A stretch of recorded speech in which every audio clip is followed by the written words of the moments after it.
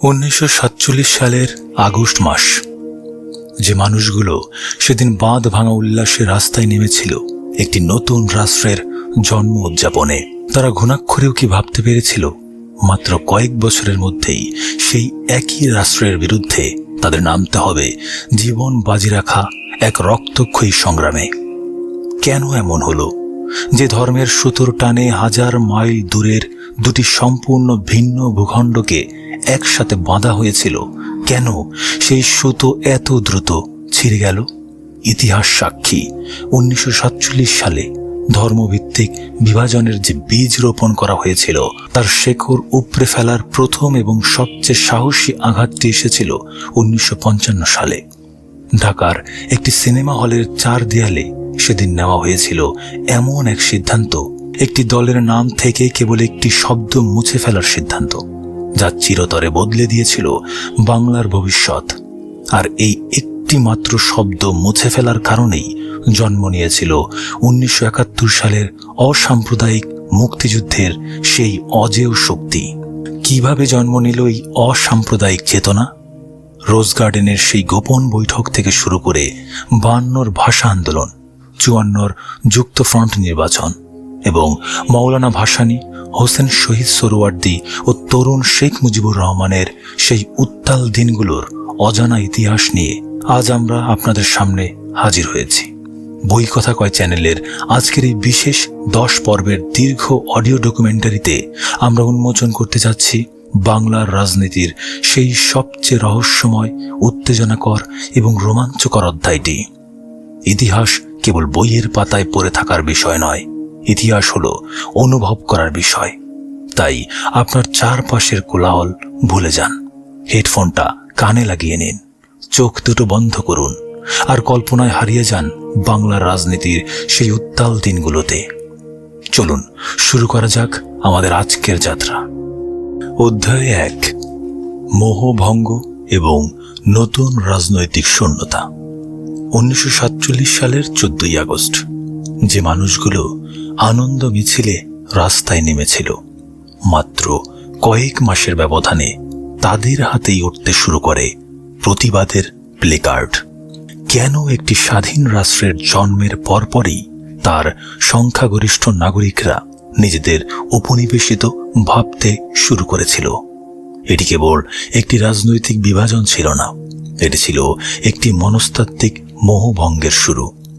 1947 সালে ব্রিটিশ ভারত ভাগের পর পাকিস্তানের জনসংখ্যার শতকরা 56% ছিল বাঙালি, কিন্তু নতুন রাষ্ট্রের ক্ষমতার মূল কেন্দ্রবিন্দু স্থাপিত হয় হাজার মাইল দূরের করাচিতে।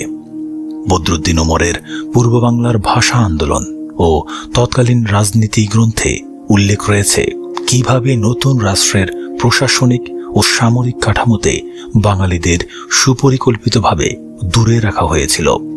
ক্ষমতা দ্রুত কেন্দ্রীভূত হতে থাকে পশ্চিম পাকিস্তানের উর্দুভাষী অভিজাত শ্রেণীর হাতে।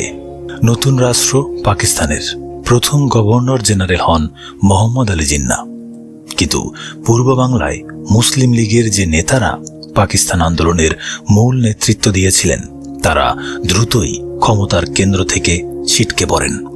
হোসেন শহীদ সোহরাওয়ার্দী বা আবুল হাশিমের মতো প্রগতিশীল নেতাদের রাজনৈতিকভাবে কোণঠাসা করা হয় অত্যন্ত পরিকল্পিত উপায়ে। খাজা নাজিমুদ্দিনের নেতৃত্বে পূর্ব বাংলায় যে নতুন প্রাদেশিক সরকার গঠিত হয় তা খুব দ্রুতই সাধারণ মানুষের কাছে সম্পূর্ণ জনবিচ্ছিন্ন হয়ে পড়ে। মুসলিম লীগ পরিণত হয় কেবল একটি নির্দিষ্ট শাসক শ্রেণীর কায়েমি স্বার্থ রক্ষার হাতিয়ারে। দলটি তার গণমুখী চরিত্র হারিয়ে ফেলে। শেখ মুজিবুর রহমান তার অসমাপ্ত আত্মজীবনী গ্রন্থে লিখেছেন কিভাবে পাকিস্তান প্রতিষ্ঠিত হওয়ার সাথে সাথেই মুসলিম লীগের শীর্ষ নেতাদের মধ্যে ক্ষমতার ভাগাভাগি নিয়ে তীব্র অন্তর্দ্বন্দ্ব শুরু হয়েছিল এবং তারা সাধারণ মানুষের মৌলিক অধিকারের কথা একেবারেই ভুলে গিয়েছিলেন। অর্থনৈতিক বৈষম্যের চিত্রটি ছিল সবচেয়ে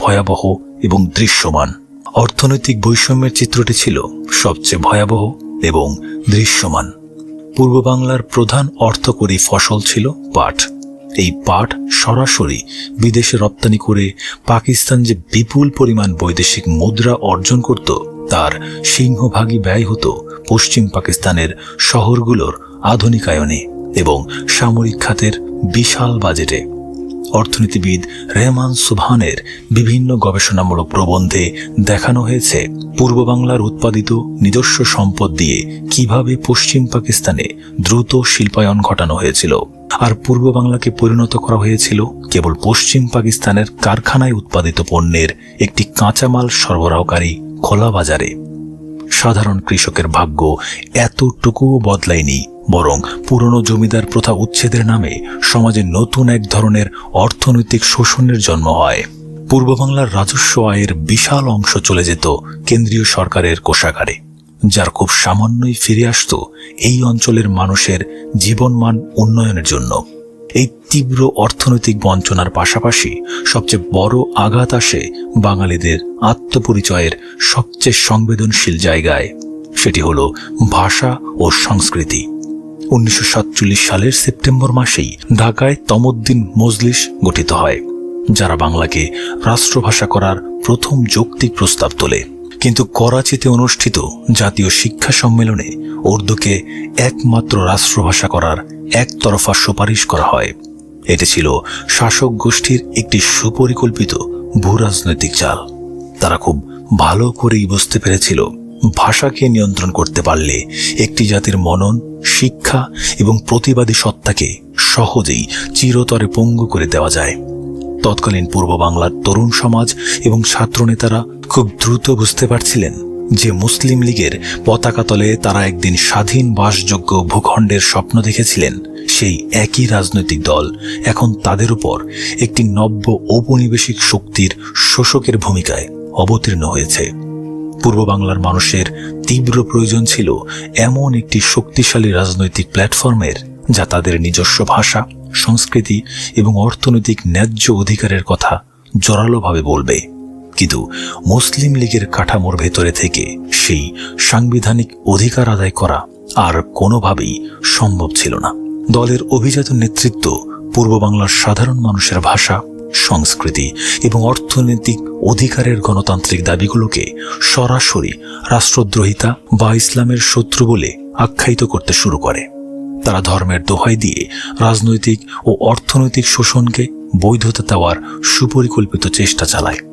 পূর্ব বাংলার সাধারণ খেটে খাওয়া মানুষের মনে ধীরে ধীরে একটি বিশাল রাজনৈতিক শূন্যতা তৈরি হয়। তারা এমন এক নতুন নেতৃত্বের সন্ধান করছিল, যারা করাচির পুতুল হবে না, বরং বাংলার মাটির কথা বলবে। 1948 সালের 23 ফেব্রুয়ারি পাকিস্তান গণপরিষদের প্রথম অধিবেশনে ধীরেন্দ্রনাথ দত্ত যখন বাংলাকে রাষ্ট্রভাষা করার আনুষ্ঠানিক দাবি উত্থাপন করেন, তখন মুসলিম লীগের বাঙালি নেতারাই তার সবচেয়ে বেশি তীব্র বিরোধিতা করেছিলেন। এই অপ্রত্যাশিত ঘটনা পূর্ব বাংলার মানুষের চোখ পুরোপুরি খুলে দেয়। এরপর 1948 সালের মার্চ মাসে মোহাম্মদ আলী জিন্নাহ যখন ঢাকায় এসে রেসকোর্স ময়দান এবং ঢাকা বিশ্ববিদ্যালয়ের কার্জন হলে অত্যন্ত স্পষ্ট ভাষায় উর্দুকে একমাত্র রাষ্ট্রভাষা করার চূড়ান্ত ঘোষণা দেন, তখন ছাত্ররা তাৎক্ষণিকভাবে না না বলে তীব্র প্রতিবাদ করে ওঠে। সেই প্রথম পাকিস্তানের সর্বময় ক্ষমতাধরের মুখের উপর বাংলার তরুণরা সরাসরি প্রত্যাখ্যানের সাহস দেখায়। রাজপথ উত্তপ্ত হতে শুরু করে। মুসলিম লীগের একচ্ছত্র আধিপত্যের নিরেট দেয়ালে প্রথম ফাটল ধরে ঠিক সেদিনই। কিন্তু এই বিশাল জনরোষকে একটি সুসংগঠিত রাজনৈতিক আন্দোলনে রূপ দেওয়ার জন্য তখনও কোনো একক শক্তিশালী বিরোধী দল দেশে ছিল না। একটি নতুন রাজনৈতিক দল গঠনের ঐতিহাসিক পটভূমি সম্পূর্ণ প্রস্তুত। আর ঠিক তখনই ঢাকা কেন্দ্রীয় কারাগারের অন্ধকার প্রকোষ্ঠে বন্দী অবস্থায় বসে বাংলার এক প্রতিবাদী তরুণ নেতার তীক্ষ্ণ মস্তিষ্কে অত্যন্ত সন্তর্পণে জন্ম নিচ্ছিল এক সম্পূর্ণ নতুন এবং রাষ্ট্রের জন্য অত্যন্ত তাৎপর্যপূর্ণ এক সুদূর প্রসারী রাজনৈতিক সমীকরণ। অধ্যায় 2, বিরোধী দলের প্রয়োজনীয়তা ও নতুন নেতৃত্বের উত্থান। 1948 সালের শেষের দিকে পূর্ব বাংলার এক জনসভায় ক্ষমতাসীন মুসলিম লীগের প্রভাবশালী নেতা প্রকাশ্যে ঘোষণা করেন, যারা সরকারি নীতির সমালোচনা করে তাদের পাকিস্তানে থাকার অধিকার নেই। সদ্য স্বাধীন রাষ্ট্রের জন্মের 1 বছরের মাথায় ভিন্ন মতকে রাষ্ট্রদ্রোহিতা হিসেবে আখ্যা দেওয়ার এই ভয়ঙ্কর মানসিকতা ছিল ক্ষমতাসীন দলের স্বৈরতান্ত্রিক রূপের নগ্ন বহিঃপ্রকাশ। এই অকল্পনীয় ও চরম অসহিষ্ণুতা সাধারণ স্বাধীনতাকামী মানুষের মনে এক গভীর মনস্তাত্ত্বিক ধাক্কা দেয়। মুসলিম লীগ কিভাবে দ্রুত একটি সম্পূর্ণ জনবিচ্ছিন্ন দলে পরিণত হল তা আধুনিক রাষ্ট্রবিজ্ঞানের ইতিহাসে বিরাট বিস্ময়। ইতিহাসবিদ ডক্টর কামাল উদ্দিন আহমদ তার পূর্ব বাংলার রাজনীতি গবেষণায় দেখিয়েছেন, পাকিস্তান সৃষ্টির পর মুসলিম লীগের কেন্দ্রীয় নেতৃত্ব সাধারণ কর্মীদের সম্পূর্ণ এড়িয়ে চলতে শুরু করে।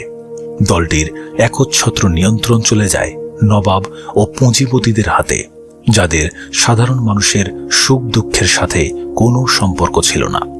দলের ভেতরে কোনো অভ্যন্তরীণ নির্বাচন ছিল না, বরং পদগুলো মনোনীত করা হতো ওপর থেকে। পূর্ব বাংলায় খাজা নাজিমউদ্দিনের প্রাদেশিক সরকার সাধারণ মানুষের দৈনন্দিন সমস্যা যেমন ভয়াবহ খাদ্য সংকট ও দ্রব্যমূল্যের ঊর্ধ্বগতি সমাধানে চরম ব্যর্থ হয়। তারা নিজেদের অযোগ্যতা ঢাকতে এবং ক্ষমতা টিকিয়ে রাখতে ব্রিটিশ আমলের কুখ্যাত জননিরাপত্তা আইন যথেচ্ছভাবে প্রয়োগ করে রাজনৈতিক ভিন্নমত দমন করতে শুরু করে। সাধারণ মানুষের কাছে এটি স্পষ্ট হয়ে যায় যে দলটি পাকিস্তান আন্দোলন করেছিল সেই মুসলিম লীগ এখন আর তাদের প্রতিনিধিত্ব করে না। দলটি পরিণত হয়েছে শোষক শ্রেণীর একচেটিয়া ক্লাবে। এই দম বন্ধ করা পরিস্থিতিতে সবচেয়ে হতাশ হয়েছিলেন সমকালীন প্রগতিশীল রাজনৈতিক নেতারা। হোসেন শহীদ সোহরাওয়ার্দী, যিনি অবিভক্ত বাংলার মুখ্যমন্ত্রী হিসেবে পাকিস্তান আন্দোলনে মুখ্য ভূমিকা পালন করেছিলেন, তাকে সুকৌশলে নতুন রাষ্ট্রের ক্ষমতার কেন্দ্র থেকে সরিয়ে দেওয়া হয়। এমনকি তাকে পূর্ব বাংলায় প্রবেশের উপরও নিষেধাজ্ঞা জারি করা হয়েছিল। সোহরাওয়ার্দী দ্রুত বুঝতে পেরেছিলেন মুসলিম লীগের ভেতরে থেকে কোনো গণতান্ত্রিক সংস্কার আনয়ন করা সম্ভব নয়। তার উপলব্ধি ছিল শক্তিশালী বিরোধী দল ছাড়া পাকিস্তানের মতো নতুন রাষ্ট্র কখনোই গণতান্ত্রিক পথে হাঁটতে পারবে না। অন্যদিকে তৃণমূল মানুষের অবিসংবাদিত নেতা মৌলানা আব্দুল হামিদ খান ভাসানী অত্যন্ত ক্ষুব্ধ ছিলেন। কৃষকদের অধিকার আদায়ের দীর্ঘ আন্দোলন থেকে উঠে আসা এই আপোষহীন জননেতা পূর্ব বাংলার কৃষকদের উপর শুরু হওয়া নতুন অর্থনৈতিক শোষণ কিছুতেই মেনে নিতে পারেননি। মৌলানা ভাসানী তার বিভিন্ন রাজনৈতিক বক্তব্যে স্পষ্টভাবে উল্লেখ করেন, মুসলিম লীগ সরকার সাধারণ গরিব মানুষের স্বার্থ জলাঞ্জলি দিয়ে কেবল গুটি কয়েক সুবিধাভোগী শ্রেণীর পকেট ভারী করছে। তিনি অনুভব করেন খেটে খাওয়া মানুষের অধিকার আদায়ের জন্য একটি নতুন রাজনৈতিক প্ল্যাটফর্ম গঠন এখন সময়ের সবচেয়ে বড় ঐতিহাসিক দাবি। প্রবীণ নেতাদের এই তীব্র রাজনৈতিক হতাশা সবচেয়ে বেশি আলোড়িত করেছিল তৎকালীন তরুণ প্রজন্মকে। এই সচেতন তরুণদের মধ্যে অন্যতম প্রধান ছিলেন ছাত্রনেতা শেখ মুজিবুর রহমান। শেখ মুজিবুর রহমান তার অসমাপ্ত আত্মজীবনী গ্রন্থে অত্যন্ত স্পষ্টভাবে বর্ণনা করেছেন কিভাবে তরুণ কর্মীরা মুসলিম লীগের জমিদার কেন্দ্রিক নেতৃত্বের চরম অহংকার এবং জনবিচ্ছিন্নতায় পুরোপুরি বীতশ্রদ্ধ হয়ে পড়েছিলেন। ভাষা আন্দোলনে নেতৃত্ব দেওয়ার কারণে তাকে বারবার জেলে যেতে হচ্ছিল। কারাগারের অন্ধকার প্রকোষ্ঠে বসেই তিনি সমমনা ছাত্র ও যুব নেতাদের সাথে অত্যন্ত গোপনে যোগাযোগ রক্ষা করতেন এবং ভবিষ্যৎ রূপরেখা তৈরি করতেন। তরুণ নেতাদের রাজনৈতিক উপলব্ধি ছিল অত্যন্ত সুতীক্ষ্ণ। তারা বুঝতে পেরেছিলেন কেবল আবেগের বশবর্তী হয়ে বিচ্ছিন্ন কিছু আন্দোলন দিয়ে এই নব্য শোষক শ্রেণীকে দীর্ঘমেয়াদে মোকাবিলা করা সম্ভব নয়। এর জন্য দরকার একটি সুসংগঠিত ও সুনির্দিষ্ট আদর্শ ভিত্তিক রাজনৈতিক দল। এমন একটি রাজনৈতিক দল যে দল পূর্ব বাংলার মানুষের নিজস্ব ভাষা, বাঙালি সংস্কৃতি এবং অর্থনৈতিক ন্যায্যতা ও অধিকারের কথা অত্যন্ত জোরালোভাবে বলবে। 1948 এবং 1949 সালের প্রথম দিকে পূর্ব বাংলার রাজনৈতিক পরিস্থিতি চরম বিস্ফোরক আকার ধারণ করে। একদিকে সর্বত্র চরম খাদ্য সংকট, অন্যদিকে ঢাকা বিশ্ববিদ্যালয়ের চতুর্থ শ্রেণীর কর্মচারীদের ন্যায্য দাবি আদায়ের যৌক্তিক আন্দোলন। শেখ মুজিবুর রহমান সহ অনেক প্রগতিশীল ছাত্রনেতা এই আন্দোলন সমর্থন করায় বিশ্ববিদ্যালয় থেকে সরাসরি বহিষ্কৃত হন। সরকার ন্যায্য দাবিগুলো রাজনৈতিকভাবে পূরণের বদলে চরম পুলিশি নির্যাতনের পথ বেছে নেয়। জেলখানাগুলো দ্রুত রাজনৈতিক বন্দীতে ভরে উঠতে শুরু করে। মুসলিম লীগ সরকারের এই অমানবিক দমন পীড়ন নীতি অকাট্যভাবে প্রমাণ করে দেয় যে তারা কোনোভাবেই জনগণের ভাষা বুঝতে সক্ষম নয়। একটি শক্তিশালী বিরোধী দলের অভাব তখন পূর্ব বাংলায় তীব্রভাবে অনুভূত হচ্ছিল। বাংলার আকাশে বাতাসে তখন কেবল একটি নতুন শক্তিশালী রাজনৈতিক শক্তির উত্থানের নীরব অপেক্ষা। প্রবীণ নেতা মৌলানা ভাসানী, কারাবন্দী তরুণ নেতা শেখ মুজিবুর রহমান এবং বাইরে থাকা শামসুল হকের মতো দূরদর্শী সংগঠকদের মধ্যে একটি অলিখিত ঐক্যমত্য তৈরি হতে শুরু করে। তারা নিশ্চিত হন যে মুসলিম লীগের সাইনবোর্ডের নিচে আর রাজনীতি করা সম্ভব নয়। নতুন একটি দল গঠনের জন্য অত্যন্ত গোপন প্রস্তুতি শুরু হয়। বিভিন্ন জেলা থেকে প্রগতিশীল এবং ক্ষুব্ধ মুসলিম লীগ কর্মীদের সাথে নিবিড় যোগাযোগ স্থাপন করা হতে থাকে। সরকারের গোয়েন্দা বাহিনী এই নতুন রাজনৈতিক মেরুকরণের আঁচ পেয়েছিল। তারা যে কোনো মূল্যে এই বিরোধী জোট গঠন প্রতিহত করতে মরিয়া হয়ে ওঠে। নজরদারি চরম পর্যায়ে পৌঁছায়, কিন্তু সব ধরনের তীব্র নজরদারি এড়িয়ে সম্পূর্ণ গোপনীয়তার সাথে 1949 সালের জুন মাসে ঢাকার একটি বিখ্যাত জমিদার বাড়িতে অত্যন্ত সন্তর্পণে সমবেত হতে শুরু করেন পূর্ব বাংলার বিভিন্ন প্রান্তের সমস্ত ক্ষুব্ধ রাজনৈতিক কর্মীরা। সেই ঐতিহাসিক বাড়িটার নাম কি ছিল এবং সেখানে কি হয়েছিল তা জানব আমরা পরবর্তী অধ্যায়ে। অধ্যায় 3, রোজ গার্ডেনের ঐতিহাসিক সভা। 23 জুন 1949। 1757 সালের 23 জুন পলাশীর প্রান্তরে বাংলার স্বাধীনতার সূর্য অস্তমিত হয়েছিল। ঠিক 192 বছর পর 1949 সালের একই তারিখে 23 জুন ঢাকার একটি ব্যক্তিগত বাগান বাড়িতে বাংলার রাজনৈতিক স্বাধীনতার নতুন এক সূর্যোদয়ের চূড়ান্ত প্রস্তুতি চলছিল। এটি নিছক কোনো কাকতালীয় ঘটনা ছিল না, বরং ইতিহাসের এক অমোঘ রাজনৈতিক পুনরাবৃত্তি। মুসলিম লীগ সরকার ততদিনে বিরোধী মত দমনে এতটাই মরিয়া হয়ে উঠেছিল যে নতুন রাজনৈতিক দলের এই সভার জন্য ঢাকার কোনো সাধারণ মিলনায়তন বা পাবলিক হল ভাড়া পাওয়া কোনোভাবেই সম্ভব ছিল না। পুলিশি হয়রানি এবং সরকারি গুন্ডা বাহিনীর হামলার তীব্র ভয় ছিল সর্বত্র। এই চরম শ্বাসরুদ্ধকর ও ভীতিকর পরিস্থিতিতে অত্যন্ত সাহসের সাথে এগিয়ে আসেন প্রগতিশীল চিন্তাধারার মানুষ কাজী বশির হুমায়ুন। ঢাকার টিকাটুলির KM দাস লেনে অবস্থিত তার বিখ্যাত ব্যক্তিগত বাসভবন রোজ গার্ডেনের সুবিশাল দরজা তিনি স্বাধীনতাকামী রাজনৈতিক কর্মীদের জন্য সম্পূর্ণ উন্মুক্ত করে দেন। 1949 সালের 23 এবং 24 জুন এই ঐতিহাসিক রোজ গার্ডেনেই অনুষ্ঠিত হয় পূর্ব বাংলার বিক্ষুব্ধ এবং অধিকার বঞ্চিত রাজনৈতিক কর্মীদের প্রথম বৃহৎ সম্মেলন। ইতিহাসবিদ ডক্টর হারুনুর রশিদ তার বাংলাদেশ রাজনীতি, সরকার ও শাসনতান্ত্রিক উন্নয়ন গ্রন্থে অত্যন্ত স্পষ্টভাবে উল্লেখ করেছেন, এই ঐতিহাসিক কর্মী সম্মেলনে প্রায় 300 প্রতিনিধি অত্যন্ত গোপনীয়তা এবং কঠোর সাংগঠনিক শৃঙ্খলার সাথে অংশগ্রহণ করেছিলেন। প্রবীণ এবং আপোষহীন জননেতা মৌলানা আব্দুল হামিদ খান ভাসানীর সভাপতিত্বে এবং তরুণ প্রগতিশীল নেতা আতাউর রহমান খানের সঞ্চালনায় শুরু হয় এই যুগান্তকারী ঐতিহাসিক সভা। প্রথম দিনের দীর্ঘ আলোচনা, মত বিনিময় এবং তীব্র আদর্শিক বিতর্কের পর একটি বিষয় সভায় উপস্থিত সবার কাছেই অত্যন্ত পরিষ্কার হয়ে যায় যে তৎকালীন শোষক শাসক মুসলিম লীগের বিকল্প হিসেবে একটি সম্পূর্ণ নতুন এবং শক্তিশালী রাজনৈতিক কাঠামোর কোনো বিকল্প নেই।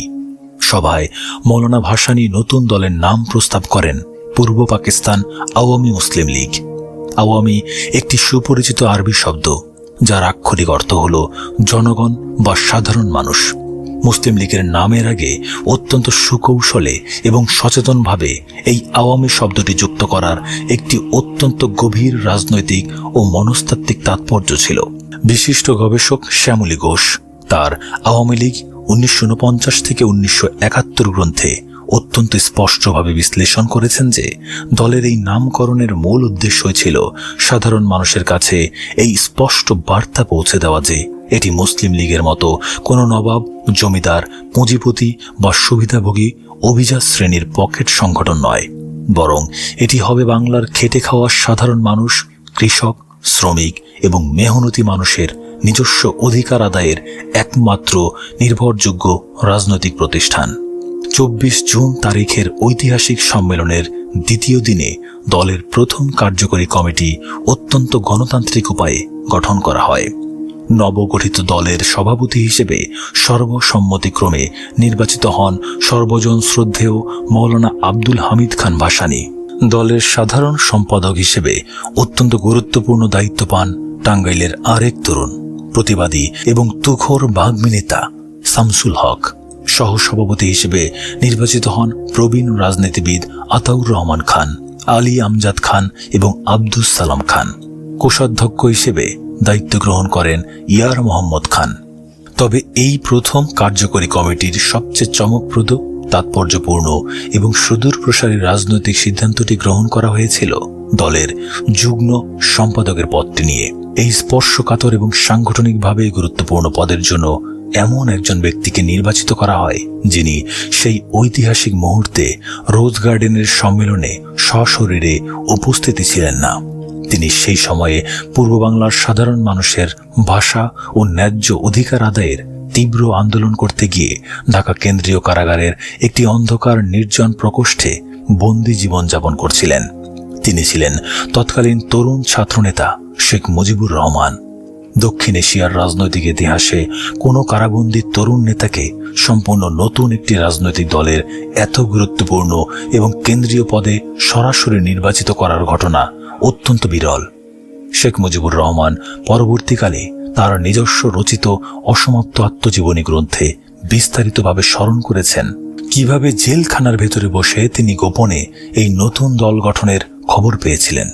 তিনি সাধারণ সম্পাদক শামসুল হকের সাথে বিভিন্ন মাধ্যমে চিরকুট ও চিঠি আদান প্রদানের মাধ্যমে গোপনে দলের ভবিষ্যৎ রূপরেখা এবং রাজনৈতিক দিক নির্দেশনা নিয়ে বিস্তারিত আলোচনা করেছিলেন। কারাগারে বন্দী থাকা অবস্থাতেই যুগ্ম সম্পাদক হিসেবে তার এই অভাবনীয় নির্বাচন অকাট্যভাবে প্রমাণ করে যে তৎকালীন তরুণ প্রজন্মের মাঝে এবং মাঠ পর্যায়ের রাজনৈতিক কর্মীদের কাছে তার অভাবনীয় রাজনৈতিক গ্রহণযোগ্যতা এবং অসাধারণ সাংগঠনিক দক্ষতা শক্তিশালী ছিল।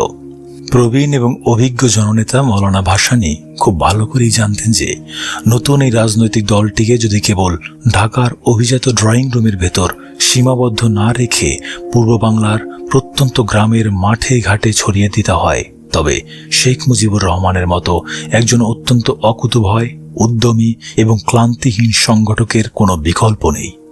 নবগঠিত পূর্ব পাকিস্তান আওয়ামী মুসলিম লীগ ব্যাপক জনসমর্থন লাভ করে। দলের প্রথম ইস্তেহারেই পূর্ণ প্রাদেশিক স্বায়ত্তশাসন এবং বাংলাকে রাষ্ট্রভাষা করার দাবি জোরালোভাবে উপস্থাপন করা হয়। মুসলিম লীগ সরকার বুঝতে পারে তাদের একচ্ছত্র ক্ষমতার দিন ফুরিয়ে আসছে। বিরোধী দলটি যখন সমগ্র বাংলায় সাংগঠনিক জাল বিস্তার করছে, ঠিক তখনই ভাষার পরিস্থিতি উত্তপ্ত হয়ে ওঠে। 1952 সালের শুরুতেই সরকার উর্দুকে রাষ্ট্রভাষা করার ষড়যন্ত্র আবার শুরু করে। এর প্রতিবাদে ছাত্র সমাজ যখন রাজপথে নামার সিদ্ধান্ত গ্রহণ করে, তখন ঢাকা বিশ্ববিদ্যালয়ের আমতলায় সংঘাতের ক্ষেত্র প্রস্তুত হয়, যার পরিণতি কি ছিল তা জানব আমরা পরবর্তী অধ্যায়ে। অধ্যায় 4, ভাষা আন্দোলন ও রাজনৈতিক মোড় পরিবর্তন। 1952 সালের 27 জানুয়ারি ঢাকার পল্টন ময়দানে এক বিশাল জনসভায় পাকিস্তানের তৎকালীন প্রধানমন্ত্রী খাজা নাজিমুদ্দিন অত্যন্ত স্পষ্টভাবে ঘোষণা করেন উর্দুই হবে পাকিস্তানের একমাত্র রাষ্ট্রভাষা। এই ঘোষণার সবচেয়ে বড় মনস্তাত্ত্বিক ধাক্কাটি ছিল খাজা নাজিমুদ্দিন নিজে ছিলেন একজন বাঙালি নেতার মুখ থেকে নিজের মাতৃভাষার প্রতি এমন চরম বিশ্বাসঘাতকতা পূর্ব বাংলার সাধারণ মানুষের মনে এক ভয়ঙ্কর বিস্ফোরণের জন্ম দেয়। ধর্মের ভিত্তিতে গড়ে ওঠা একটি রাষ্ট্রের ভ্রান্ত ধারণার কফিনে এটিই ছিল প্রথম পেরেক। এই ঘোষণার পর পূর্ব বাংলার রাজনৈতিক পরিস্থিতি সম্পূর্ণ বদলে যায়।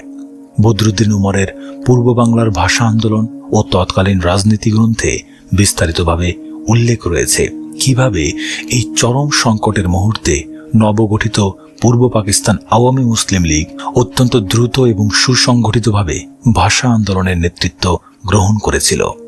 1952 সালের 31 জানুয়ারি ঢাকা বার লাইব্রেরি হলে মাওলানা আব্দুল হামিদ খান ভাসানীর সভাপতিত্বে একটি অত্যন্ত গুরুত্বপূর্ণ এবং ঐতিহাসিক সর্বদলীয় সভা অনুষ্ঠিত হয়। এই সভাতেই গঠিত হয় সর্বদলীয় কেন্দ্রীয় রাষ্ট্রভাষা সংগ্রাম পরিষদ। এই সংগ্রাম পরিষদের মূল চালিকা শক্তি ছিলেন আওয়ামী মুসলিম লীগের তরুণ নেতা ও কর্মীরা। এই পুরো সময়ে দলের যুগ্ম সাধারণ সম্পাদক শেখ মুজিবুর রহমান কারাগারে বন্দী ছিলেন, কিন্তু কারাবন্দী থাকলেও তিনি নিষ্ক্রিয় ছিলেন না। শেখ মুজিবুর রহমান তার অসমাপ্ত আত্মজীবনী গ্রন্থে অত্যন্ত স্পষ্টভাবে বর্ণনা করেছেন কিভাবে তিনি ঢাকা মেডিকেল কলেজ হাসপাতালে বন্দী অবস্থায় চিকিৎসাধীন থাকার সময় অত্যন্ত গোপনে ছাত্রনেতাদের সাথে যোগাযোগ করতেন। তিনি ছাত্রনেতা ও রাজনৈতিক কর্মীদের 21 ফেব্রুয়ারি রাষ্ট্রভাষা দিবস পালন করার এবং রাজপথে তীব্র আন্দোলন গড়ে তোলার সুনির্দিষ্ট গোপন নির্দেশ দিয়েছিলেন। ইতিহাসবিদ ডক্টর সিরাজুল ইসলামের বাংলাদেশের ইতিহাস গ্রন্থেও ভাষা আন্দোলনে তরুণ শেখ মুজিবের এই নেপথ্য সাংগঠনিক ভূমিকার নির্ভরযোগ্য প্রামাণ্য দলিল পাওয়া যায়। 1952 সালের ভাষা আন্দোলন কেবল ভাষার অধিকারের মধ্যে সীমাবদ্ধ ছিল না, এটি ছিল পূর্ব বাংলার রাজনীতির এক অকল্পনীয় মনস্তাত্ত্বিক এবং আদর্শিক বাঁকবদল। 1947 সালে যে সাধারণ মানুষ ধর্মের ভিত্তিতে পাকিস্তান রাষ্ট্রের প্রতি তীব্র আবেগ দেখিয়েছিল, 1952 সালে এসে তাদের সেই ধর্মীয় মোহ সম্পূর্ণভাবে ভেঙে যায়। রাষ্ট্রবিজ্ঞানী রওনক জাহান তার Pakistan failure in national integration গ্রন্থে অত্যন্ত নিখুঁতভাবে বিশ্লেষণ করেছেন কিভাবে 52 ভাষা আন্দোলন পূর্ব বাংলার মানুষের মাঝে প্রথমবারের মতো একটি ধর্মনিরপেক্ষ এবং ভাষিক জাতীয়তাবাদের শক্তিশালী ভিত্তি তৈরি করেছিল। বাঙালি বুঝতে পেরেছিল কেবলমাত্র মুসলিম পরিচয়ের দোহাই দিয়ে তাদের নিজস্ব ভাষা, সংস্কৃতি এবং অর্থনৈতিক অধিকার কখনোই সুরক্ষিত করা সম্ভব নয়। পাকিস্তান শাসক গোষ্ঠী ইসলাম ধর্মের নাম ব্যবহার করে মূলত তাদের ওপর চরম অর্থনৈতিক ও সাংস্কৃতিক শোষণ চালাচ্ছিল। ভাষা আন্দোলনের এই পর্যায়টি আওয়ামী মুসলিম লীগের রাজনৈতিক চরিত্রের ব্যাপক পরিবর্তন ঘটায়। দলের ভেতরে থাকা তরুণ প্রগতিশীল অংশটি অত্যন্ত গভীরভাবে উপলব্ধি করে যে রাজনীতির ভিত্তি হতে হবে সাধারণ মানুষের নিজস্ব সাংস্কৃতিক আত্মপরিচয়। 21 ফেব্রুয়ারির সকালে যখন ঢাকা বিশ্ববিদ্যালয়ের ছাত্ররা 144 ধারা ভঙ্গের ঐতিহাসিক সিদ্ধান্ত গ্রহণ করে, তখন আওয়ামী মুসলিম লীগের তৃণমূল কর্মীরা সরাসরি সেই মিছিলে অংশগ্রহণ করেছিলেন। পুলিশের নির্বিচার গুলিতে রফিক, সালাম, বরকত ও জব্বারের তাজা রক্তে ঢাকার রাজপথ রঞ্জিত হয়। এই মর্মান্তিক হত্যাকাণ্ড পুরো পূর্ব বাংলায় এক অভূতপূর্ব গণজাগরণের সৃষ্টি করে। রাষ্ট্রযন্ত্রের এই চরম নিষ্ঠুরতা সাধারণ মানুষকে মুসলিম লীগের প্রতি চিরতরে বীতশ্রদ্ধ করে তোলে। গুলি চালানোর ঘটনার পরদিন 22 ফেব্রুয়ারি সমগ্র পূর্ব বাংলায় স্বতঃস্ফূর্ত ধর্মঘট পালিত হয়। এই ধর্মঘট সফল করতে মাওলানা ভাসানী এবং আওয়ামী মুসলিম লীগের অন্যান্য নেতারা সরাসরি রাজপথে নেতৃত্ব প্রদান করেন। এই তীব্র আন্দোলনের মাধ্যমে পূর্ব পাকিস্তান আওয়ামী মুসলিম লীগ কেবল একটি বিরোধী দল থেকে পূর্ব বাংলার মানুষের সবচেয়ে নির্ভরযোগ্য এবং বিশ্বস্ত রাজনৈতিক প্রতিষ্ঠানে পরিণত হয়। শহরের শিক্ষিত মধ্যবিত্ত শ্রেণী থেকে শুরু করে গ্রামের সাধারণ কৃষক পর্যন্ত সবাই বুঝতে পারে মুসলিম লীগের স্বৈরতন্ত্রের বিরুদ্ধে রুখে দাঁড়ানোর একমাত্র বিকল্প শক্তি হল আওয়ামী মুসলিম লীগ। দলের ধর্মনিরপেক্ষ আদর্শ ধীরে ধীরে সাধারণ মানুষের মাঝে প্রবল জনপ্রিয়তা লাভ করতে শুরু করে। এই সময়টি ছিল বাঙালি জাতির আত্মবিকাশের এক অত্যন্ত গুরুত্বপূর্ণ কালপর্ব। ভাষা আন্দোলন প্রমাণ করে দেয় যে পূর্ব বাংলার মানুষ নিজেদের দাবি আদায়ে যে কোনো ত্যাগ স্বীকার করতে প্রস্তুত রয়েছে। ভাষার জন্য বুকের তাজা রক্ত দেওয়ার এই ইতিহাস পূর্ব বাংলার রাজনৈতিক মানচিত্র চিরতরে বদলে দেয়। মুসলিম লীগের প্রতি মানুষের ঘৃণা এক চূড়ান্ত সীমায় পৌঁছায়। ইতিহাসবিদ অধ্যাপক সালাউদ্দিন আহমদ তার গবেষণায় দেখিয়েছেন কিভাবে এই ভাষিক জাতীয়তাবাদ পরবর্তীকালে একটি বৃহত্তর রাজনৈতিক রূপ ধারণ করেছিল। 1952 সালের এই আত্মত্যাগ সাধারণ মানুষের ভেতরে যে তীব্র রাজনৈতিক চেতনার উন্মেষ ঘটিয়েছিল তা কখনোই হারিয়ে যাওয়ার মতো ছিল না। জনগণের এই তীব্র ক্ষোভ কেবল রাজপথের স্লোগানেই সীমাবদ্ধ থাকেনি, তা সরাসরি ব্যালট বাক্সে এক নীরব বিপ্লব ঘটানোর জন্য ধীরে ধীরে প্রস্তুত হতে থাকে। 1953 সালের শেষের দিকে পূর্ব বাংলার রাজনৈতিক আকাশে এক নতুন এবং চূড়ান্ত রাজনৈতিক ঝড়ের পূর্বাভাস অত্যন্ত স্পষ্ট হয়ে ওঠে। মুসলিম লীগের স্বৈরাচারী শাসনের চূড়ান্ত পতন নিশ্চিত করার লক্ষ্যে মৌলানা ভাসানী, শেরেবাংলা এ.কে ফজলুল হক এবং হোসেন শহীদ সোহরাওয়ার্দী সমস্ত ভেদাভেদ ভুলে এক অভূতপূর্ব এবং ঐতিহাসিক জোট গঠনের উদ্যোগ গ্রহণ করেন, যা পূর্ব বাংলার পরবর্তী নির্বাচনকে কেন্দ্র করে এমন এক ভয়াবহ রাজনৈতিক ভূমিকম্পের জন্ম দিতে যাচ্ছিল যার জন্য পশ্চিম পাকিস্তানের শাসক গোষ্ঠী বিন্দুমাত্র প্রস্তুত ছিল না। অধ্যায় 5, যুক্তফ্রন্ট নির্বাচন এবং মুসলিম লীগের পতন। 1954 সালের মার্চ মাস পূর্ব বাংলার মুখ্যমন্ত্রী এবং মুসলিম লীগের প্রবল প্রতাপশালী নেতা নুরুল আমিন নির্বাচনে নিজের আসনটি ধরে রাখতে পারলেন না। তাকে এক বিশাল ভোটের ব্যবধানে শোচনীয়ভাবে পরাজিত করলেন 28 বছর বয়সী তরুণ ছাত্রনেতা খালেক নেওয়াজ খান। ক্ষমতাসীন দলের শীর্ষ নেতার এমন পতন কেবল একটি বিচ্ছিন্ন রাজনৈতিক দুর্ঘটনা ছিল না, এটি ছিল একটি ঐতিহাসিক গণবিস্ফোরণের চূড়ান্ত ফলাফল।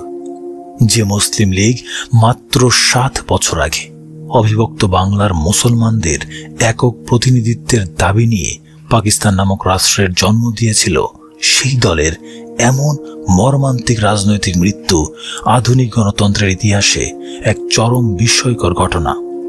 এই অভাবনীয় রাজনৈতিক পরিবর্তনের পটভূমি তৈরি হয়েছিল 1953 সালের শেষের দিকে।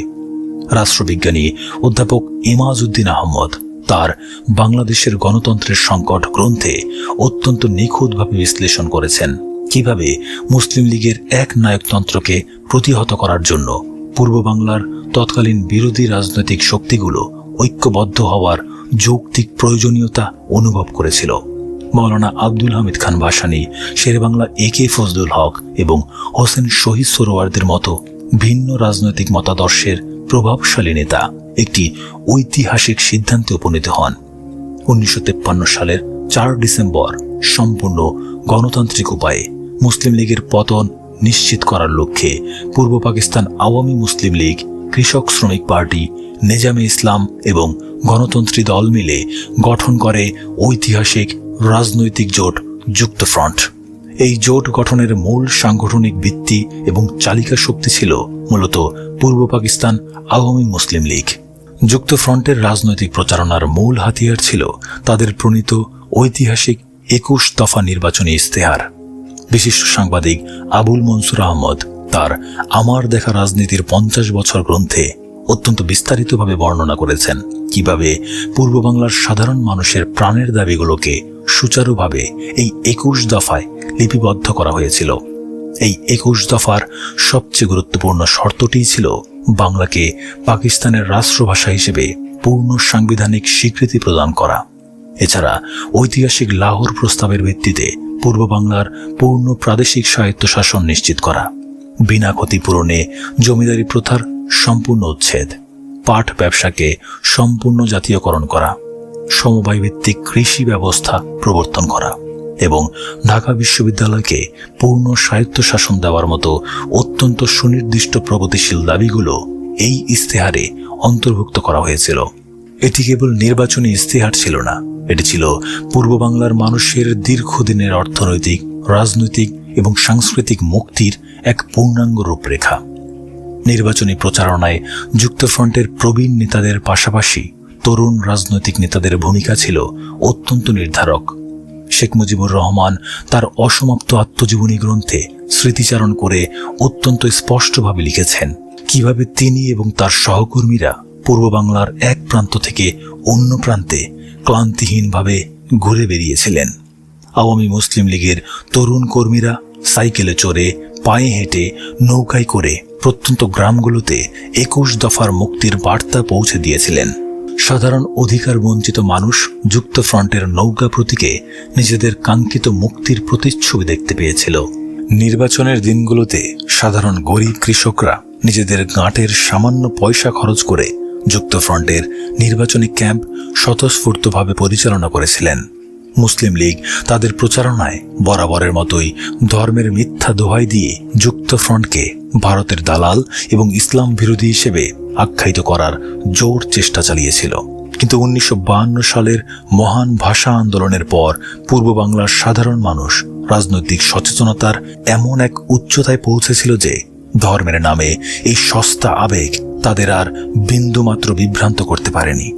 1954 সালের 8 থেকে 12 মার্চ পর্যন্ত পূর্ব বাংলার প্রাদেশিক পরিষদের এই ঐতিহাসিক নির্বাচন অনুষ্ঠিত হয়। এই নির্বাচনের চূড়ান্ত ফলাফল ছিল তৎকালীন সমস্ত রাজনৈতিক বিশ্লেষকদের যাবতীয় পূর্বাভাসের চেয়েও অনেক বেশি নাটকীয়। পূর্ব বাংলার 237টি মুসলিম আসনের মধ্যে যুক্তফ্রন্ট অবিশ্বাস্যভাবে 223টি আসনে বিশাল জয়লাভ করে। এর মধ্যে কেবল পূর্ব পাকিস্তান আওয়ামী মুসলিম লীগ একাই অত্যন্ত দাপটের সাথে জয়লাভ করে 143টি আসনে। অন্যদিকে ক্ষমতাসীন অহংকারী মুসলিম লীগ সমগ্র পূর্ব বাংলায় মাত্র 9টি আসনে জয়লাভ করে চরম অস্তিত্ব সংকটে নিক্ষিপ্ত হয়। ইতিহাসবিদ ডক্টর মোহাম্মদ হান্নান তার বাংলাদেশের ছাত্র আন্দোলনের ইতিহাস গ্রন্থে অত্যন্ত স্পষ্টভাবে উল্লেখ করেছেন, এই অভাবনীয় নির্বাচনী ফলাফল অকাট্যভাবে প্রমাণ করেছিল যে পূর্ব বাংলার রাজনীতিতে মুসলিম লীগের আধিপত্য চিরতরে সমাপ্ত হয়েছে এবং ধর্মনিরপেক্ষ ও প্রগতিশীল রাজনীতির একমাত্র মূল শক্তি হিসেবে আওয়ামী মুসলিম লীগের অবিসংবাদিত উত্থান ঘটেছে। নির্বাচনের এই নিরঙ্কুশ রায় অত্যন্ত স্পষ্টভাবে প্রমাণ করে যে পূর্ব বাংলার মানুষ তাদের নিজস্ব ভাষা ও সংস্কৃতির অধিকারের প্রশ্নে আর কখনোই বিন্দুমাত্র আপোষ করবে না। প্রবীণ জননেতা শেরেবাংলা একে ফজলুল হকের নেতৃত্বে 1954 সালের 3 এপ্রিল যুক্তফ্রন্ট পূর্ব বাংলায় নতুন প্রাদেশিক সরকার এক অত্যন্ত আনন্দঘন পরিবেশে গঠন করে। নতুন নির্বাচিত গণতান্ত্রিক সরকার অত্যন্ত দ্রুততম সময়ের মধ্যে 21 দফার বাস্তবায়ন শুরু করার দৃঢ় উদ্যোগ গ্রহণ করে। কিন্তু হাজার মাইল দূরে পশ্চিম পাকিস্তানের করাচিতে বসে থাকা কেন্দ্রীয় শাসক গোষ্ঠী পূর্ব বাংলার এই অভূতপূর্ব গণতান্ত্রিক রায় এবং বাঙালিদের এই বিশাল রাজনৈতিক উত্থানকে কোনোভাবেই সহজভাবে মেনে নিতে পারেনি। তারা খুব স্পষ্টভাবে এবং দ্রুততার সাথে বুঝতে পারে সুষ্ঠু গণতান্ত্রিক প্রক্রিয়ায় বাঙালিদের আর কখনোই দাবিয়ে রাখা সম্ভব নয়। পূর্ব বাংলার এই বিপুল জনসমর্থিত গণতান্ত্রিক সরকারকে যে কোনো মূল্যে ক্ষমতাচ্যুত করার জন্য করাচির ক্ষমতার অন্ধকূপে শুরু হয় এক চরম অসাংবিধানিক এবং গভীর রাজনৈতিক ষড়যন্ত্র, যার চূড়ান্ত এবং নির্মম আঘাতটি খুব দ্রুতই ধেয়ে আসছিল সদ্য নির্বাচিত এই যুক্তফ্রন্ট সরকারের দিকে, যা জানব আমরা পরবর্তী অধ্যায়ে। অধ্যায় 6, অসাম্প্রদায়িক চেতনার উন্মেষ ও আদর্শিক বিতর্ক।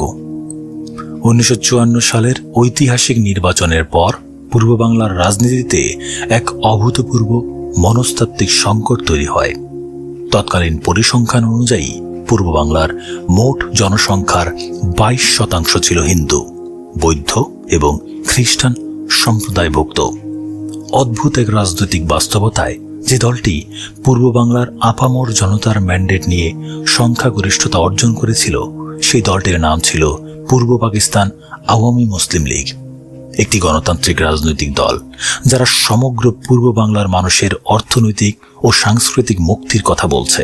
তারা কিভাবে তাদের নামের ভেতরে একটি নির্দিষ্ট ধর্মের পরিচায়ক শব্দ রেখে জনগণের এক পঞ্চমাংশকে সরাসরি রাজনৈতিক কাঠামোর বাইরে রাখতে পারে? এটি কেবল আদর্শিক দ্বিধা ছিল না, এটি ছিল সদ্য জাগ্রত জাতির আত্মপরিচয় খোঁজার অত্যন্ত জটিল এক প্রশ্ন। 52 ভাষা আন্দোলন এবং 54 যুক্তফ্রন্ট নির্বাচন পূর্ব বাংলার মানুষের রাজনৈতিক চিন্তাধারায় এক বিশাল যৌক্তিক পরিবর্তন এনেছিল। ধর্মের ভিত্তিতে সৃষ্ট পাকিস্তান রাষ্ট্রের যে ভ্রান্ত ধারণা, তা ততদিনে সাধারণ মানুষের কাছে পুরোপুরি স্পষ্ট হয়ে গিয়েছিল। ইতিহাসবিদ ডক্টর সিরাজুল ইসলাম তার সম্পাদিত বাংলাদেশের ইতিহাস গ্রন্থে বিশ্লেষণ করেছেন কিভাবে পূর্ব বাংলার মানুষ অত্যন্ত গভীরভাবে উপলব্ধি করতে শুরু করেছিল যে রাষ্ট্রযন্ত্রের শোষণ এবং নিপীড়ন কখনোই ধর্ম দেখে হয় না। যখন কৃষকের পাটের ন্যায্য মূল্য দেওয়া হয় না, তখন হিন্দু এবং মুসলিম উভয় কৃষকই সমানভাবে শোষিত হন। যখন মাতৃভাষার অধিকার হরণ করা হয়, তখন তা সমগ্র জাতির উপরই সমান আঘাত আনে। ভাষা, সংস্কৃতি এবং অর্থনীতির কোনো সুনির্দিষ্ট ধর্ম নেই। তাই অধিকার আদায়ের জন্য যে রাজনৈতিক প্ল্যাটফর্ম, তার ভিত্তি কোনোভাবেই ধর্মীয় পরিচয়ের উপর নির্ভর করতে পারে না।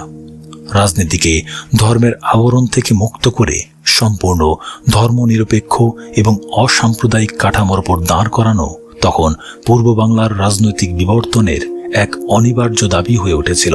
আওয়ামী মুসলিম লীগের অভ্যন্তরে এই বিষয়টি নিয়ে অত্যন্ত তীব্র এবং যুক্তি নির্ভর আদর্শিক বিতর্ক শুরু হয়। গবেষক শ্যামলী ঘোষ তার আওয়ামী লীগ 1949 থেকে 1971 গ্রন্থে দলটির ভেতরের এই অভ্যন্তরীণ মনস্তাত্ত্বিক দ্বন্দ্বের অত্যন্ত সুস্পষ্ট প্রামাণ্য চিত্র তুলে ধরেছেন।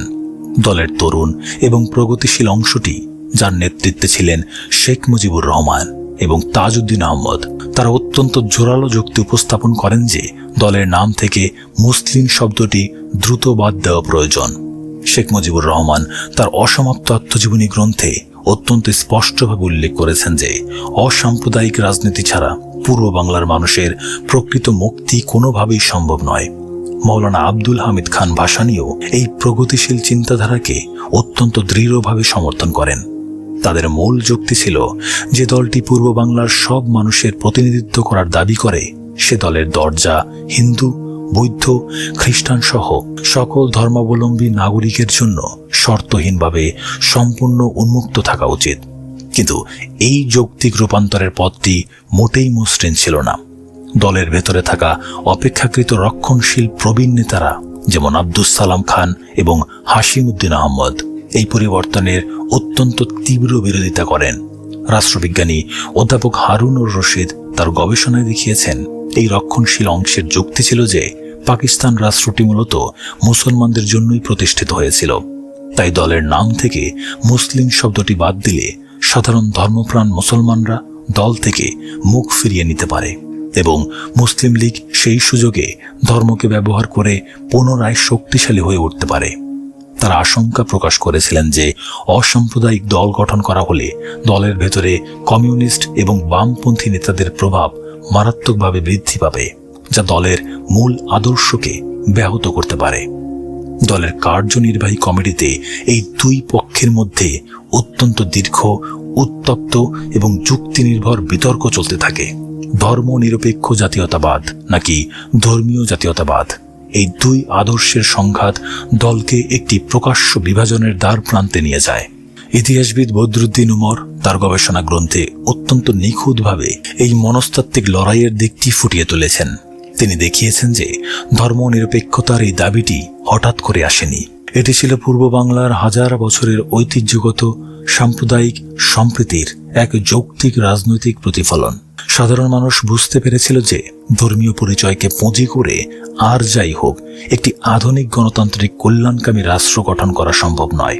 তাই দলের নাম পরিবর্তনের এই ঐতিহাসিক দাবিটি কেবল কয়েকজন প্রগতিশীল নেতার মস্তিষ্ক প্রসূত কোনো ব্যক্তিগত সিদ্ধান্ত ছিল না, বরং এটি ছিল সমগ্র বাঙালি জাতির সুদীর্ঘ রাজনৈতিক বিবর্তনের এক অনিবার্য ঐতিহাসিক পরিণতি এবং সময়ের অত্যন্ত যৌক্তিক এবং অমোঘ রাজনৈতিক দাবি।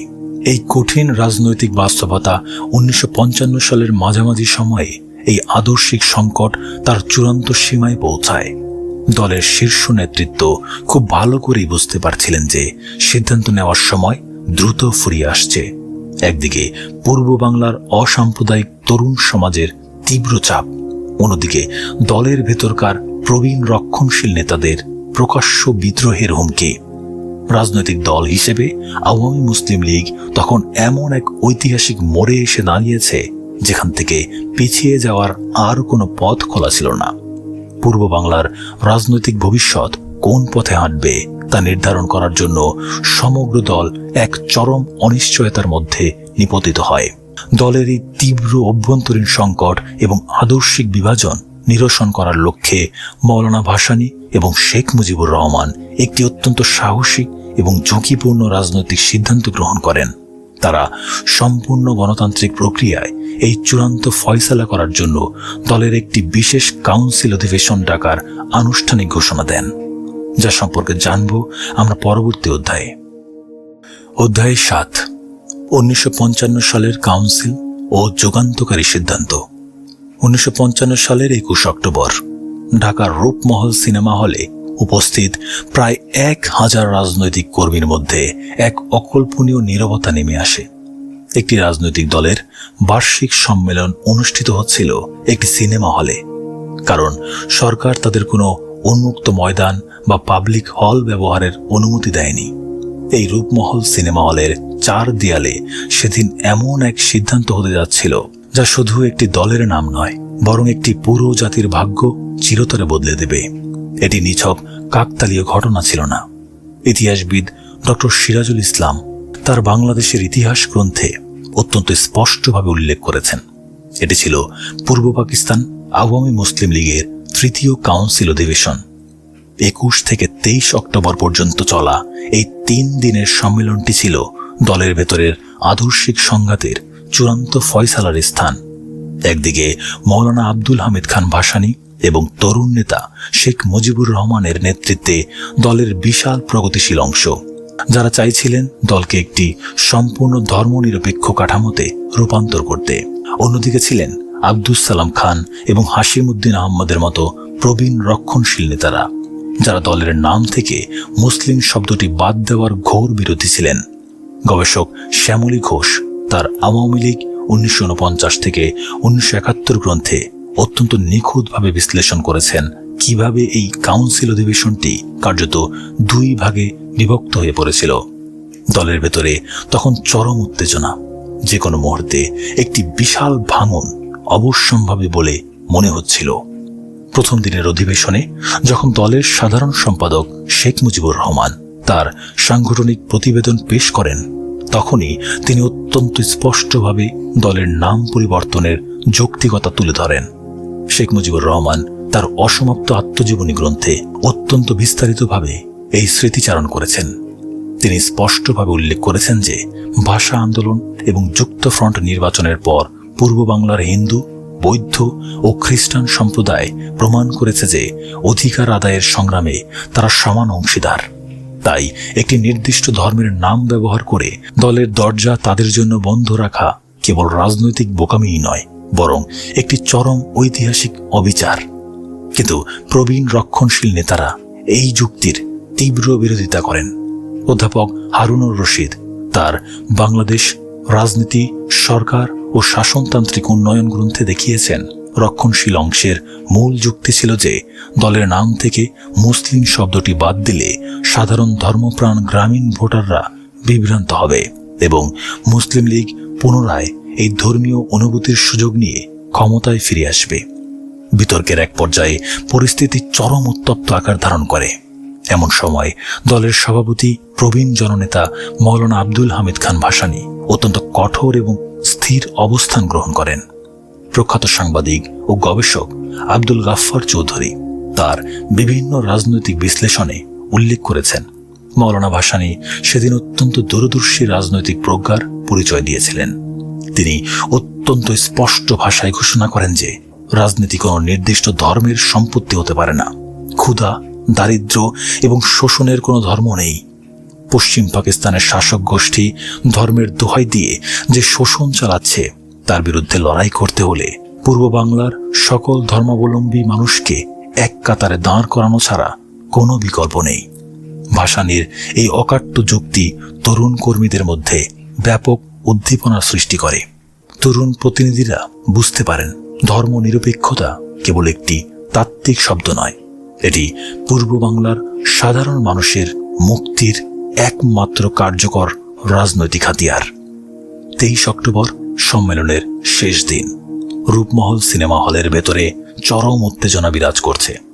দলের নাম থেকে মুসলিম শব্দটি বাদ দেওয়ার আনুষ্ঠানিক প্রস্তাবটি ভোটাভুটির জন্য উত্থাপন করা হয়। বদরুদ্দিন উমর তার পূর্ব বাংলার ভাষা আন্দোলন ও তৎকালীন রাজনীতি গ্রন্থে অত্যন্ত নিখুঁতভাবে এই ভোটাভুটির ঐতিহাসিক মুহূর্তটি লিপিবদ্ধ করেছেন। হলের ভেতরে পিনপত নীরবতা। যখন প্রস্তাবের পক্ষে ভোট চাওয়া হলো, তখন তরুণ এবং প্রগতিশীল প্রতিনিধিদের বিপুল সংখ্যাগরিষ্ঠ অংশ দুই হাত তুলে অত্যন্ত স্বতঃস্ফূর্তভাবে এই ঐতিহাসিক প্রস্তাবকে সমর্থন জানায়। রক্ষণশীল নেতাদের সমস্ত যুক্তি এবং আশঙ্কাকে সম্পূর্ণভাবে বাতিল করে দিয়ে প্রায় বিনা প্রতিদ্বন্দ্বিতায় প্রস্তাবটি পাশ হয়। সেই মুহূর্তে জন্ম নেয় পূর্ব বাংলার প্রথম প্রকৃত অসাম্প্রদায়িক এবং ধর্মনিরপেক্ষ রাজনৈতিক দল, পূর্ব পাকিস্তান আওয়ামী লীগ। এই একটি মাত্র শব্দ বাদ দেওয়ার মাধ্যমে দলটির চরিত্রের যে যুগান্তকারী আদর্শিক রূপান্তর ঘটেছিল, তা তৎকালীন সমগ্র পাকিস্তানের রাজনৈতিক সমীকরণকে সম্পূর্ণভাবে উল্টে দেয়। এই ঘটনাটি ছিল অসাধারণ একটি ঐতিহাসিক রাজনৈতিক বিজয়। মুসলিম শব্দটি বাদ পড়ার সাথে সাথেই দলের দরজা হিন্দু, বৌদ্ধ এবং খ্রিস্টান নেতাদের জন্য সম্পূর্ণ উন্মুক্ত হয়ে যায়। কিন্তু এই ঐতিহাসিক সিদ্ধান্তের তাৎক্ষণিক প্রতিক্রিয়া ছিল অত্যন্ত ভয়াবহ। দলের নাম পরিবর্তনের খবর যখন করাচিতে বসে থাকা পশ্চিম পাকিস্তানের কেন্দ্রীয় শাসক গোষ্ঠীর কানে পৌঁছায়, তখন তারা চরম আতঙ্কিত হয়ে ওঠে। তারা অত্যন্ত স্পষ্টভাবে বুঝতে পারে পূর্ব বাংলায় ধর্মের ভিত্তিতে বিভাজনের যে নগ্ন খেলা তারা এতদিন অত্যন্ত সুপরিকল্পিতভাবে খেলে আসছিল, তার চূড়ান্ত মৃত্যু ঘণ্টা বেজে গেছে। এই সম্পূর্ণ নতুন এবং ধর্মনিরপেক্ষ রাজনৈতিক শক্তির অদম্য উত্থান চিরতরে ঠেকাতে পশ্চিম পাকিস্তানের শাসক গোষ্ঠী এক অকল্পনীয় এবং ভয়ঙ্কর সিদ্ধান্ত গ্রহণ করে, যা পূর্ব বাংলার রাজনীতিতে এমন এক চরম অন্ধকার অধ্যায়ের সূচনা করতে যাচ্ছিল, যার জন্য আওয়ামী লীগের সদ্য আত্মপ্রকাশ করা ধর্মনিরপেক্ষ নেতৃত্ব বিন্দুমাত্র প্রস্তুত ছিল না। এবং ঠিক তখনই শুরু হতে যাচ্ছিল বাংলার ইতিহাসের সবচেয়ে নিকৃষ্টতম এবং রক্তাক্ত এক ভয়াবহ রাজনৈতিক ষড়যন্ত্র, যা পরবর্তী কয়েক মাসের মধ্যেই সমগ্র পূর্ব পাকিস্তানের গণতান্ত্রিক কাঠামোকে পুরোপুরি ধ্বংস করে দেবে। অধ্যায় ৮, আওয়ামী লীগ এবং অন্তর্ভুক্তিমূলক রাজনীতির শুরু। 1955 সালের অক্টোবর মাসের শেষ সপ্তাহ ঢাকা শহরের রাজনৈতিক দৃশ্যপটে এক অভাবনীয় এবং চরম মনস্তাত্ত্বিক রূপান্তর ঘটতে শুরু করল।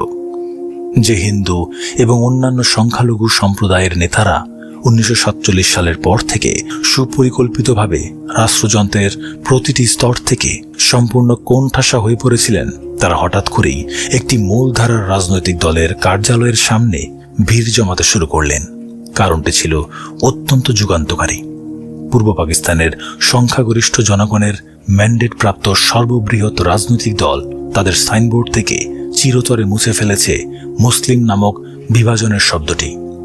রাষ্ট্রবিজ্ঞানী রৌনক জাহান তার Pakistan failure in national integration গ্রন্থে অত্যন্ত স্পষ্টভাবে বিশ্লেষণ করেছেন এই একটি মাত্র শব্দের বিলুপ্তি কিভাবে পূর্ব বাংলার হিন্দু, বৌদ্ধ, খ্রিস্টান এবং ক্ষুদ্র নৃগোষ্ঠীর মনে এক অভাবনীয় আস্থার জন্ম দিয়েছিল।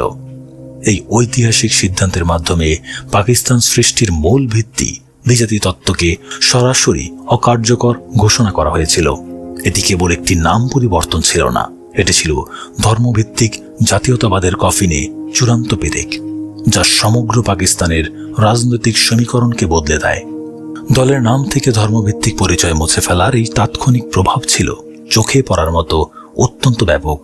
গবেষক শ্যামলী ঘোষ তার আওয়ামী লীগ 1949 থেকে 1971 গ্রন্থে নিখুঁতভাবে দেখিয়েছেন কিভাবে রাতারাতি দলের রাজনৈতিক চরিত্র সম্পূর্ণ অন্তর্ভুক্তিমূলক হয়ে ওঠে। পূর্ব বাংলার তৃণমূল পর্যায়ে হিন্দু এবং অন্যান্য সম্প্রদায়ের প্রবীণ এবং অভিজ্ঞ নেতারা, যারা এতকাল রাজনীতির মূল স্রোত থেকে বিচ্ছিন্ন ছিলেন, তারা অত্যন্ত স্বতঃস্ফূর্তভাবে আওয়ামী লীগে যোগদান করতে শুরু করেন। দলের সাধারণ সম্পাদক তরুণ শেখ মুজিবুর রহমান অত্যন্ত দক্ষতার সাথে এই নতুন নেতাদের দলের বিভিন্ন স্তরে সুসংগঠিতভাবে যুক্ত করার অত্যন্ত গুরুত্বপূর্ণ সাংগঠনিক দায়িত্ব পালন করেন। শেখ মুজিবুর রহমান তার নিজস্ব রচিত অসমাপ্ত আত্মজীবনী গ্রন্থে অত্যন্ত স্পষ্টভাবে স্মরণ করেছেন কিভাবে অসাম্প্রদায়িক রাজনীতির এই নতুন দ্বার উন্মোচিত হওয়ার ফলে দলের ভিত্তি পূর্ব বাংলার প্রতিটি প্রান্তরে আরও অনেক বেশি শক্তিশালী এবং সুদৃঢ় হয়ে উঠেছিল। একটি আধুনিক ধর্মনিরপেক্ষ জাতীয়তাবাদী দলের যে আদর্শিক কাঠামো প্রয়োজন, আওয়ামী লীগ অত্যন্ত দ্রুততার সাথে সেই অসাম্প্রদায়িক কাঠামো নিজেদের ভেতরে পুরোপুরিভাবে এবং চিরতরে আত্মস্থ করে নেয়। ইতিহাসবিদ ডক্টর হারুনুর রশিদ তার বাংলাদেশ রাজনীতি, সরকার ও শাসনতান্ত্রিক উন্নয়ন গ্রন্থে অত্যন্ত স্পষ্টভাবে উল্লেখ করেছেন, এই পরিবর্তনের পর পূর্ব বাংলার রাজনীতিতে প্রথমবারের মতো একটি প্রকৃত সর্বদলীয় জাতীয়তাবাদী মঞ্চ তৈরি হয়েছিল। এর আগে কোনো রাজনৈতিক দলই ধর্ম, বর্ণ নির্বিশেষে সমস্ত নাগরিককে একই পতাকা তলে ঐক্যবদ্ধ করার এমন সৎ এবং সাহসী রাজনৈতিক উদ্যোগ গ্রহণ করেনি। হিন্দু সম্প্রদায়ের প্রখ্যাত রাজনৈতিক নেতা এবং বুদ্ধিজীবীরা যখন বুঝতে পারলেন যে আওয়ামী লীগ কেবল কথার কথায় নয়, বরং সাংবিধানিকভাবেই নিজেদের অসাম্প্রদায়িক হিসেবে প্রতিষ্ঠিত করেছে, তখন তারা সমস্ত দ্বিধা ঝেড়ে ফেলে এই দলের সাথে যুক্ত হতে থাকেন। এই অন্তর্ভুক্তিমূলক নীতি পূর্ব বাংলার সমাজ কাঠামোতে এক বিশাল মনস্তাত্ত্বিক প্রভাব ফেলে। সাধারণ মানুষ অত্যন্ত গভীরভাবে উপলব্ধি করতে শুরু করে যে তাদের আসল পরিচয় কোনো নির্দিষ্ট ধর্ম নয়, তাদের সবচেয়ে বড় পরিচয় হলো তারা বাঙালি। ধর্মনিরপেক্ষতার এই অটুট আদর্শই আওয়ামী লীগকে পাকিস্তানের অন্য যে কোনো রাজনৈতিক দল থেকে সম্পূর্ণ আলাদা এবং অনেক বেশি প্রগতিশীল একটি আধুনিক দলে রূপান্তরিত করতে এক চূড়ান্ত ভূমিকা পালন করে। ইতিহাসবিদ সিরাজুল ইসলাম তার সম্পাদিত বাংলাদেশের ইতিহাস গ্রন্থে বিশ্লেষণ করেছেন কিভাবে এই অন্তর্ভুক্তিমূলক আদর্শ পূর্ব পাকিস্তানের রাজনীতিতে একটি নতুন অসাম্প্রদায়িক ধারার জন্ম দেয়। আওয়ামী লীগের এই ঐতিহাসিক রূপান্তর পশ্চিম পাকিস্তানের শাসক গোষ্ঠীর মনে এক তীব্র ভীতির সঞ্চার করেছিল। তারা খুব ভালোভাবে বুঝতে পেরেছিল যে পূর্ব বাংলার মানুষ যদি ধর্মের বিভাজন ভুলে গিয়ে ভাষিক এবং সাংস্কৃতিক জাতীয়তাবাদের ভিত্তিতে সম্পূর্ণ ঐক্যবদ্ধ হতে পারে, তবে তাদের ঔপনিবেশিক শোষণের অবসান অত্যন্ত দ্রুত এবং অনিবার্য। কারণ ধর্মের আফিম খাইয়ে বাঙালিকে আর কোনোভাবেই ঘুম পাড়িয়ে রাখা সম্ভব ছিল না। এই ধর্মনিরপেক্ষ জাতীয়তাবাদের উত্থান কেবল একটি দলের রাজনৈতিক বিজয় ছিল না, এটি ছিল একটি পরাধীন জাতির সম্পূর্ণ আত্মপরিচয় ফিরে পাওয়ার এক মহান ঐতিহাসিক দলিল। দলের তৃণমূল পর্যায়ের কর্মীরা অত্যন্ত দ্রুততার সাথে এই নতুন অসাম্প্রদায়িক আদর্শকে বাংলার প্রতিটি গ্রামে গঞ্জে অত্যন্ত সাহসিকতার সাথে ছড়িয়ে দিতে শুরু করেন, যা পরবর্তীতে এক অজেয় শক্তিতে পরিণত হয়। এই অসাম্প্রদায়িক আদর্শই দলের পরবর্তী সমস্ত প্রগতিশীল রাজনৈতিক আন্দোলনের মূল চালিকা শক্তি হিসেবে নিরলসভাবে কাজ করে।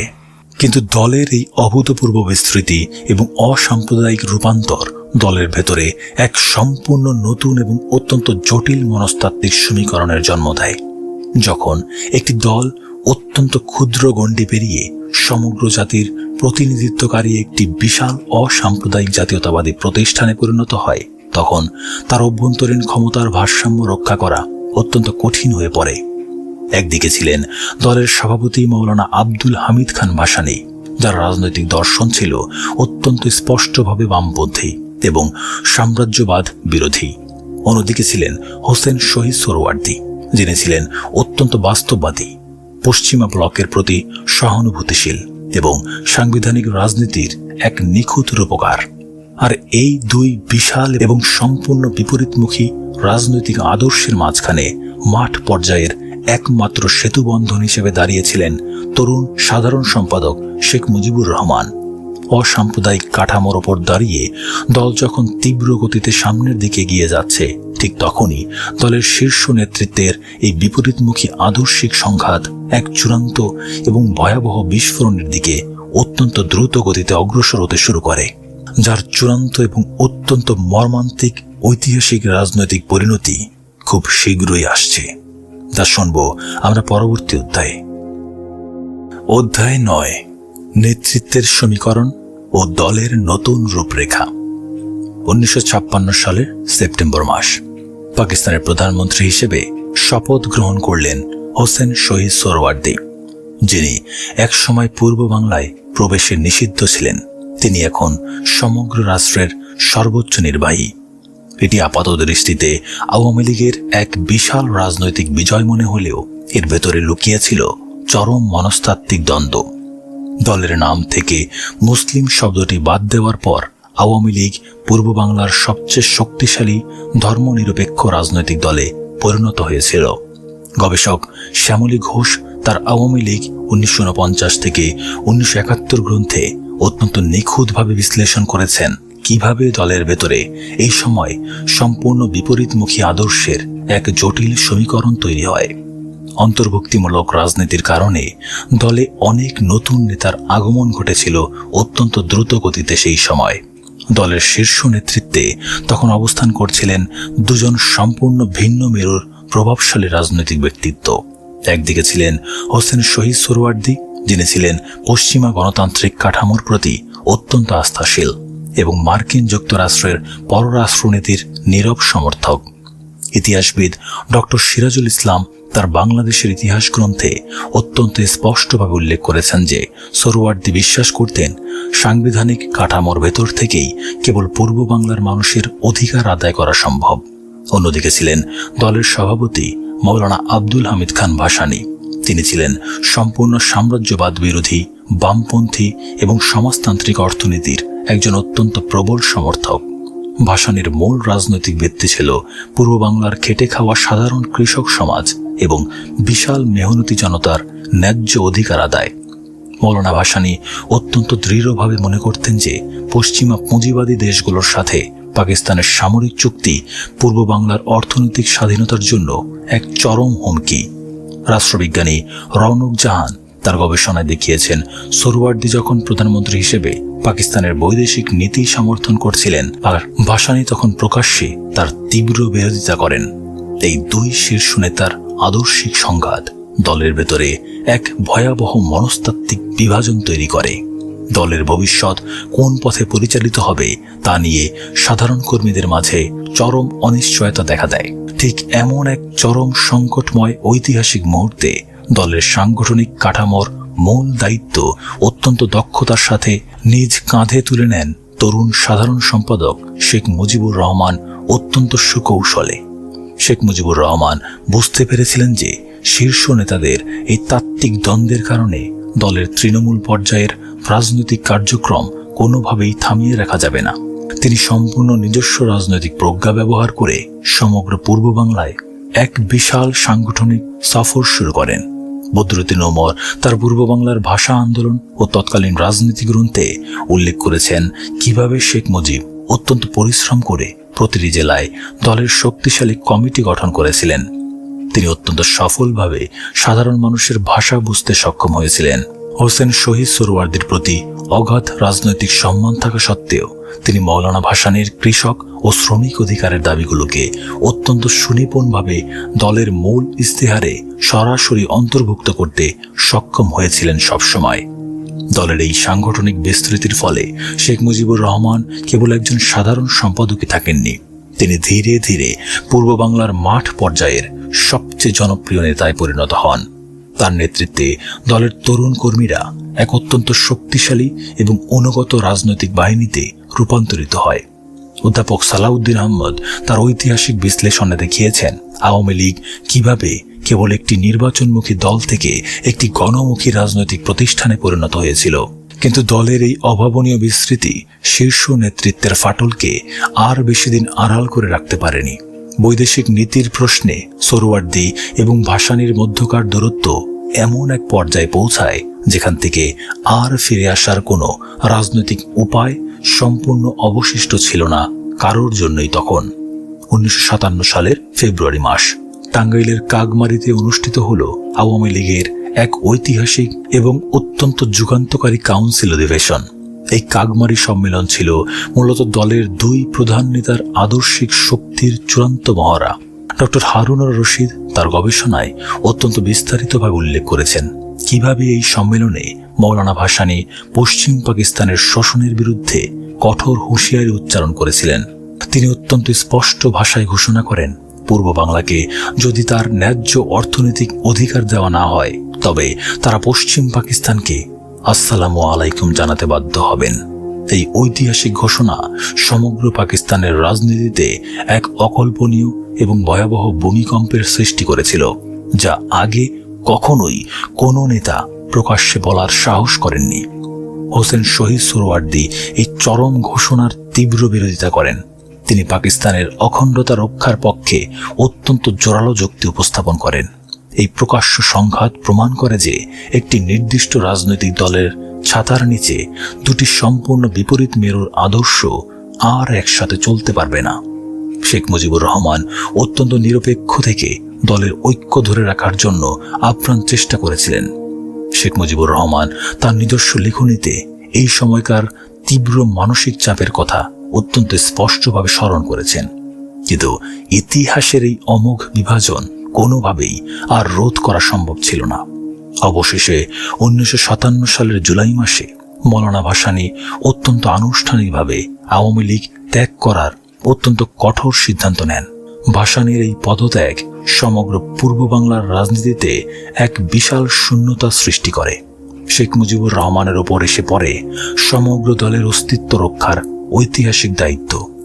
ঠিক তখনই পশ্চিম পাকিস্তানের সামরিক জান্তা গণতন্ত্রের কফিনে চূড়ান্ত পেরেক ঠোকার জন্য অত্যন্ত গোপনে প্রস্তুত করছিল ভয়ঙ্কর অস্ত্রটি, যা সম্পর্কে জানবো আমরা পরবর্তী অধ্যায়, যেটা হবে আমাদের শেষ অধ্যায়। অধ্যায় 10, ধর্ম নিরপেক্ষতা থেকে স্বাধীনতার বীজ।